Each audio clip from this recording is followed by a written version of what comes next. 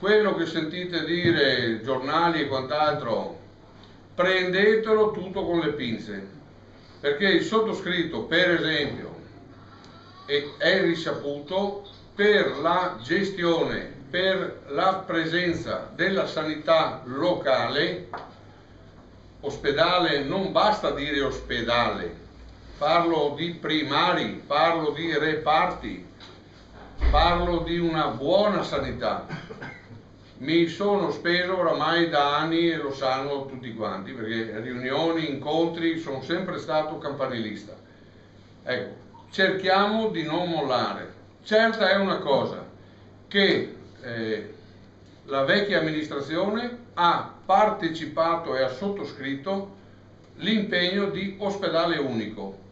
Io, come l'ho detto nella stampa, sono contrario all'ospedale unico. Si può parlare di ospedale unico in senso platonico, ma due sedi. Portogruaro non può perdere la sede ospedaliera, San Donà e dintorni non possono perdere la sede ospedaliera. Poi viene fuori che ci sono i soldi, c'è l'opportunità di ospedale nuovo e i medici non sono insensibili su questo, perché vorrei vedermi se te dire a uno che fermo l'ospedale nuovo te dire di no. Ecco. Ospedale nuovo è una cosa che al momento non è interessante. È interessante che il nostro presidio, un bel ospedale, sia qua. È stato potenziato con la pista di elisoccorso.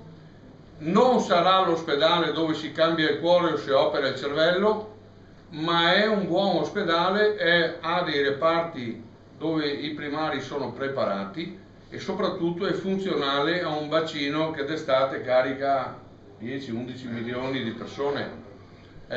Io mi fermo perché penso che ho dato modo di conoscere come la penso.